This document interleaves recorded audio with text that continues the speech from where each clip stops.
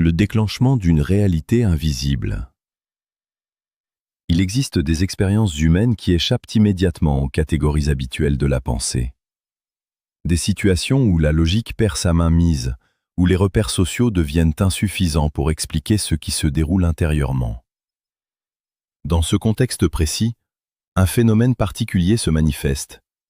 Un homme plus jeune que toi entre dans ton champ de perception, mais ce n'est pas son âge qui retient l'attention. C'est la densité invisible de sa présence. Les Écritures montrent que Dieu ne se limite pas aux cadres humains. Dans 1 Samuel 16, verset 7, l'Éternel ne considère pas ce que l'homme considère. L'homme regarde à ce qui frappe les yeux, mais l'Éternel regarde au cœur. Cette vérité ouvre une lecture différente de ce que tu vis. Ce n'est pas une simple interaction sociale. C'est une résonance intérieure qui dépasse les standards naturels. Dans Genèse 37, versets 5 à 7, Joseph reçoit des visions qui dépassent son âge et provoquent incompréhension et tension autour de lui. De la même manière, certaines présences dans ta vie ne sont pas définies par leur position apparente, mais par leur rôle caché dans un processus plus profond. Ce que tu ressens ne s'explique pas uniquement par l'émotion ou l'attirance. Il y a une dynamique silencieuse où les regards deviennent des langages, où les silences portent des significations et où les distances ne sont jamais réellement des séparations. Chaque interaction semble contenir une information non dite, presque codée, qui cherche à être déchiffrée. Dans Jérémie 1, verset 5, il est écrit que la connaissance divine précède même la formation. Cela signifie que certaines connexions humaines s'inscrivent dans une logique invisible qui dépasse la chronologie des âges et des attentes sociales. Ce qui se joue ici n'est donc pas superficiel. Il ne s'agit pas d'un simple intérêt passager. Il s'agit d'un mécanisme intérieur où deux trajectoires semblent se croiser pour des raisons qui dépassent encore la compréhension immédiate. Le cadre invisible des rencontres qui dérange l'ordre établi. Dans la structure actuelle des relations humaines, tout semble codifié, rangé, classé selon des critères précis qui donnent une illusion de contrôle. L'âge devient une frontière implicite, l'expérience un filtre, le statut une barrière invisible. La société construit des grilles de lecture où chaque relation doit être justifiée, validée, rendue logique pour être acceptée. Pourtant, certaines connexions apparaissent en dehors de ces systèmes, comme si elles échappaient volontairement à toute tentative de classification. Dans ce contexte, une situation particulière s'installe progressivement. Un homme plus jeune que toi entre dans ton environnement, non pas de manière brutale ou évidente, mais par petites présences successives. Une conversation banale, un regard prolongé, une proximité discrète qui ne semble rien signifier au premier abord. Pourtant, au fil du temps, quelque chose commence à évoluer dans l'espace invisible entre vous. Il ne se comporte pas comme les autres. Il n'impose rien, ne force rien, mais il observe avec une intensité mesurée, presque retenue. Il s'approche sans franchir les limites visibles, comme s'il respectait une frontière qu'il ne comprend pas totalement lui-même. Et dans cette retenue, il y a une profondeur particulière, celle d'un ressenti qui ne trouve pas encore de forme verbale. Dans 1 Samuel 16, versets 11 à 13, David est choisi alors qu'il était encore ignoré dans les perceptions humaines ordinaires. Le regard divin traverse les critères sociaux pour révéler une réalité cachée. De même, dans Genèse 37, versets 5 à 7, Joseph reçoit une destinée qui dépasse totalement la compréhension de son entourage immédiat, provoquant incompréhension et tension. Ces exemples montrent une constante spirituelle. Ce qui est déterminant ne se voit pas toujours immédiatement. Dans les relations humaines aussi, certaines connexions naissent dans un espace silencieux, avant même d'être reconnues par la conscience. Dans cette situation, un paradoxe s'installe. Lui, plus jeune, mais traversé par quelque chose qu'il ne maîtrise pas totalement, oscille entre expression et retenue. Toi, plus avancé dans ton parcours, mais confronté à une émotion difficile à classifier, ressent une tension intérieure qui ne trouve pas de traduction simple. Dans ce type de configuration, rien n'est pleinement dit, mais tout est déjà en train de se jouer dans un espace invisible où les émotions précèdent les mots et où les silences deviennent des langages à part entière. Tout commence dans un instant presque insignifiant, mais chargé d'une intensité silencieuse. Un regard. Pas un simple échange visuel, mais une rencontre intérieure qui dépasse les limites du temps et des catégories humaines. Il est plus jeune. Pourtant, son regard ne reflète aucune immaturité émotionnelle. Il porte une densité étrange, comme s'il voyait au-delà de ce qui est visible. Dans Matthieu 18, 3, « Si vous ne devenez comme les petits enfants, vous n'entrerez pas dans le royaume des cieux. » Cette parole révèle une inversion spirituelle. Ce qui semble petit ou jeune dans le monde peut porter une profondeur que les adultes ont perdue. Ce regard devient une interrogation silencieuse. Il ne parle pas, mais il questionne. Il ne s'impose pas, mais il traverse. Et sans comprendre pourquoi, tu ressens que quelque chose s'est ouvert dans l'espace invisible entre vous.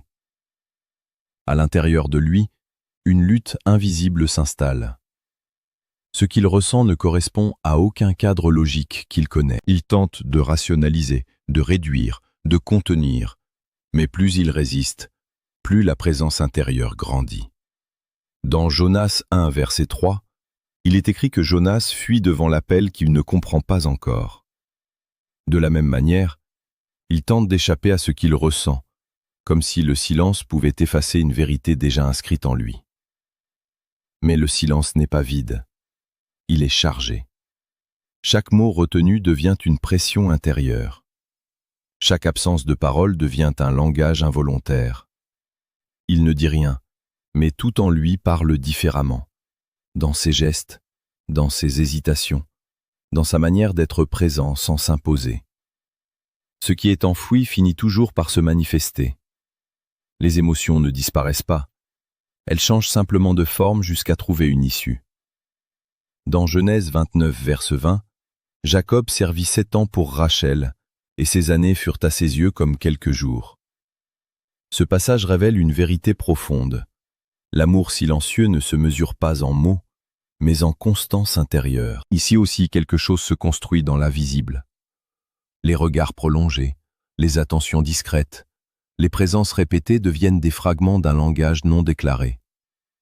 Rien n'est officiellement exprimé, mais tout est déjà ressenti.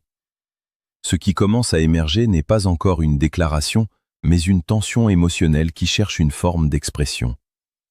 Une réalité invisible devient progressivement perceptible. À l'extérieur, tout semble devoir être analysé, classé, compris selon des critères rationnels. L'âge devient un argument, une barrière mentale, une frontière sociale invisible mais puissante. Pourtant, dans Ecclésiaste 3, verset 1, il y a un temps pour tout, un temps pour toute chose sous les cieux. Cette parole introduit une dimension où le temps humain ne contrôle pas tout. Ce lien défie les structures mentales. Il crée une fracture intérieure entre ce que la logique impose et ce que le cœur perçoit sans justification. Une tension persistante s'installe. Accepter uniquement ce qui est compréhensible ou reconnaître ce qui est déjà ressenti. Dans cette zone, les certitudes commencent à vaciller. Au-delà de l'émotion et de la logique, quelque chose de plus profond agit silencieusement.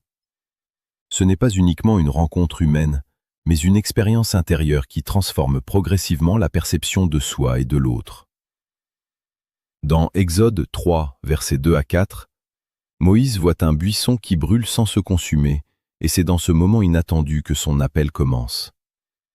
Rien n'est prévisible. Tout est déclencheur d'une transformation. De la même manière, ce lien agit comme un point de bascule intérieur. Il ne force rien, mais il révèle. Il ne s'impose pas, mais il change la manière de ressentir, de comprendre, et parfois même de se projeter dans l'avenir. Ce qui était perçu comme une simple interaction devient progressivement une expérience intérieure profonde, où chaque cœur est invité à évoluer au-delà de ses anciennes limites. L'éveil face aux connexions qui dépassent la logique. Ce type de connexion n'entre jamais dans les catégories ordinaires de l'expérience humaine.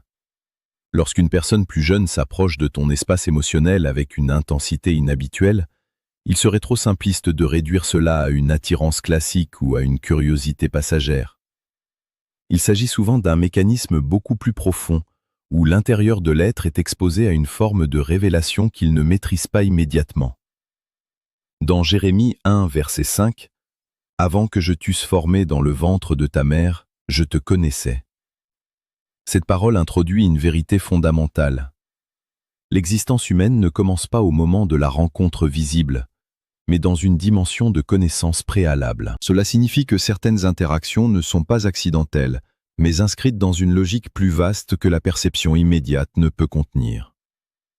Dans ce cadre, les critères humains deviennent insuffisants. L'âge, le statut, la maturité sociale ou même les conventions relationnelles ne suffisent pas à expliquer ce qui se produit dans l'espace invisible des émotions. L'erreur commune consiste à enfermer ce qui est vivant dans des catégories figées, alors que certaines expériences sont dynamiques, évolutives et profondément révélatrices. Lui traverse un conflit intérieur réel. Il ressent quelque chose qui dépasse sa propre compréhension, quelque chose qui ne correspond pas à son niveau d'expérience ou à ses repères habituels. Ce décalage crée en lui une tension. Il sait ce qu'il ressent, mais il ne sait pas comment le nommer sans se heurter aux normes extérieures. De ton côté, une autre tension s'installe. Tu observes une incohérence apparente entre ce que la logique sociale impose et ce que ton intériorité perçoit. Ce conflit entre perception rationnelle et ressenti émotionnel devient un espace de questionnement profond. Rien ne semble totalement clair, mais rien ne peut être ignoré non plus. Dans 1 Corinthiens 13, vers 12, « Aujourd'hui nous voyons au moyen d'un miroir, d'une manière obscure. » Cette phrase souligne une réalité essentielle. La compréhension humaine est souvent partielle, fragmentée, incomplète. Certaines vérités ne se révèlent qu'avec le temps, et non dans l'instant de leur apparition. Dans cette tension, quelque chose d'invisible se manifeste. Une vérité émotionnelle brute, non filtrée, qui échappe au contrôle des deux parties. Ce n'est ni totalement voulu, ni totalement rejeté. Cela existe simplement, dans un espace intermédiaire où les émotions précèdent les explications. Ce type de situation devient alors un lieu de discernement intérieur, non pas pour précipiter des conclusions, mais pour reconnaître que certaines connexions ne demandent pas immédiatement une définition, mais une compréhension progressive.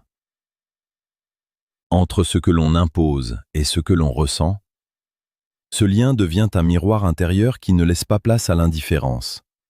Il t'oblige à une confrontation silencieuse avec toi-même. Vis-tu selon les normes construites par les regards extérieurs, ou selon la vérité plus subtile de ce que ton être perçoit profondément, même sans validation sociale? Dans Proverbe 4, verset 3, « Garde ton cœur plus que toute autre chose, car de lui viennent les sources de la vie. » Cette parole ne parle pas d'un cœur naïf ou impulsif, mais d'un cœur conscient, capable de discerner ce qui le traverse. Le cœur ici n'est pas seulement émotionnel, il est aussi spirituel.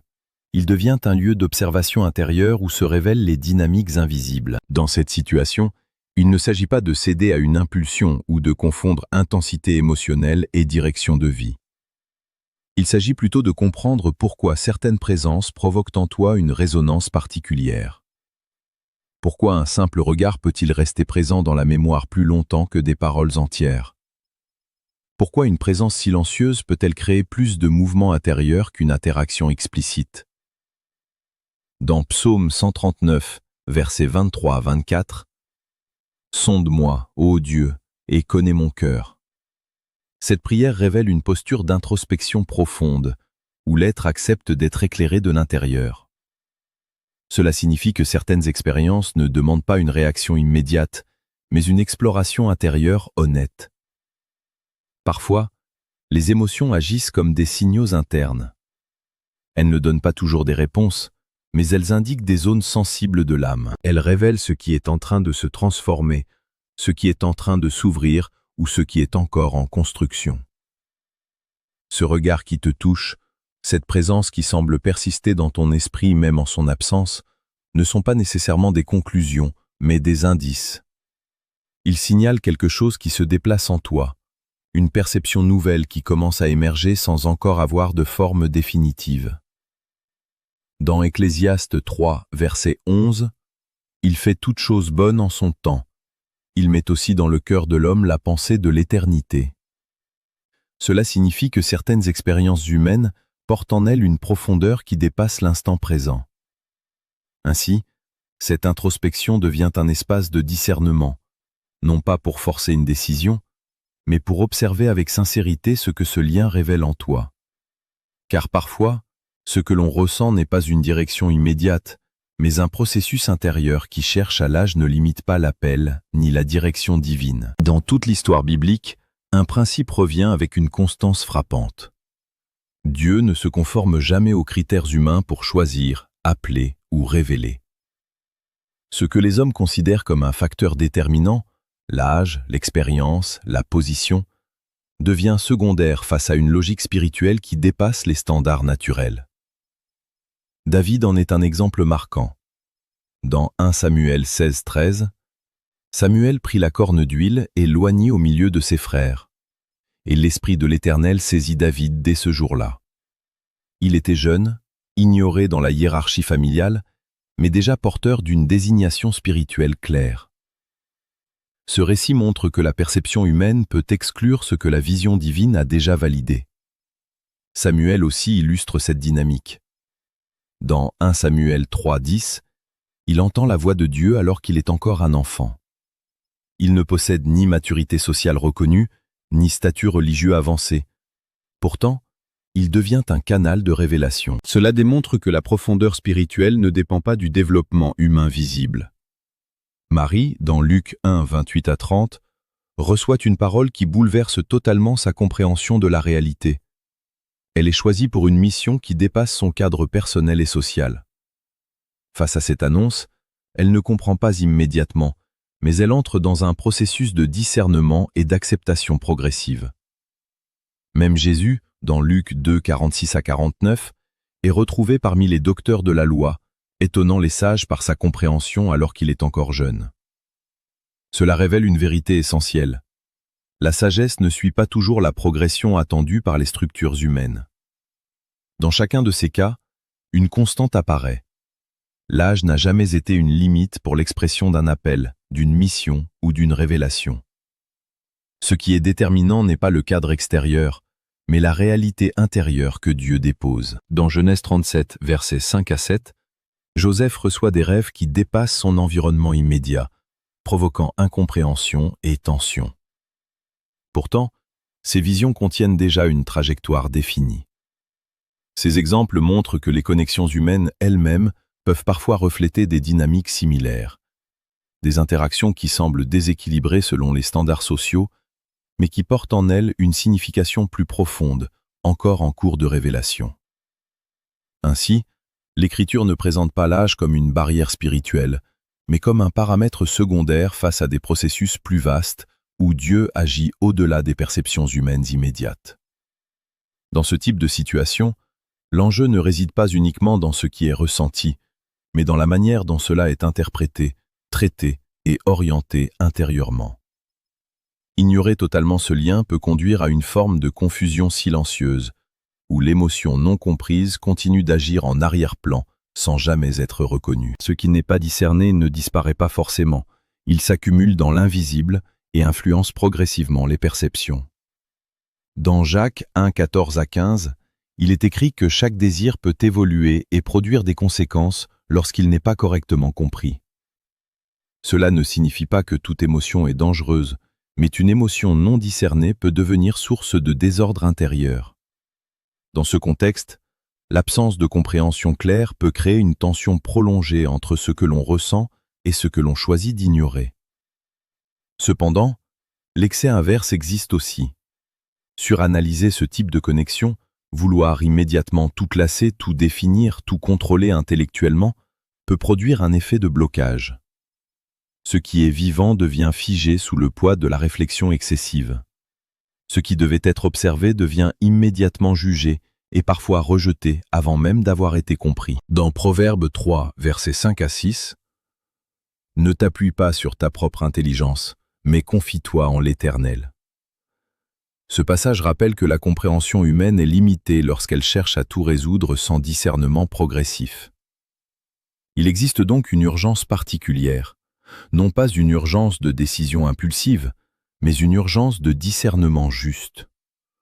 Comprendre avant de rejeter, observer avant de conclure, percevoir avant de condamner intérieurement ce qui n'a pas encore été pleinement révélé. Dans ce type de dynamique, certaines connexions sont fragiles. Elles ne disparaissent pas parce qu'elles sont fausses, mais parfois parce qu'elles sont mal interprétées trop tôt, étouffées par la peur ou bloquées par une analyse prématurée. Dans Ecclésiaste 7, verset 9, il est écrit « Ne te hâte pas en ton esprit de t'irriter ». Cette sagesse peut aussi s'appliquer aux émotions non comprises. La précipitation intérieure peut fermer des portes qui étaient en train de s'ouvrir lentement. Ainsi, la conséquence la plus importante n'est pas l'existence du lien lui-même, mais la manière dont il est traité intérieurement. Car une connexion mal comprise peut créer de la confusion, tandis qu'une connexion discernée avec patience peut devenir un espace de clarté progressive. Rester aligné dans le discernement et la paix intérieure. Dans ce type d'expérience intérieure, la précipitation est souvent le premier piège. Ce que tu ressens ne demande pas une réaction immédiate, mais une écoute profonde. Il existe des moments où la vie ne te demande pas de conclure, mais de comprendre progressivement ce qui se construit en toi. Dans Philippiens 4, verset 7, « Et la paix de Dieu, qui surpasse toute intelligence, gardera vos cœurs et vos pensées. » Cette paix devient ici un repère essentiel. Elle ne naît pas dans la confusion ni dans la surcharge mentale, mais dans une posture d'observation calme et lucide. Observe ce lien sans le forcer dans une définition rapide. Discerne ce qu'il réveille en toi sans le transformer immédiatement en décision définitive. Certaines expériences ne sont pas faites pour être résolues dans l'instant, mais pour être traversées avec maturité intérieure. Dans Proverbe 14, vers 29, « Celui qui est lent à la colère a une grande intelligence. » Cette sagesse s'applique aussi aux émotions. Être lent à conclure, lent à juger, mais attentif à ce qui se révèle progressivement.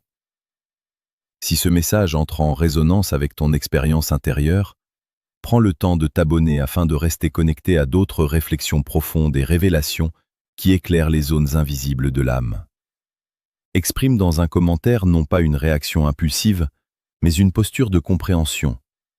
Ce que tu choisis d'accueillir, ce que tu décides de discerner plutôt que de rejeter trop vite dans les situations qui te dépassent encore. Partage ce message à une personne qui traverse une confusion émotionnelle, quelqu'un qui a besoin de retrouver un espace de clarté au milieu de ses pensées.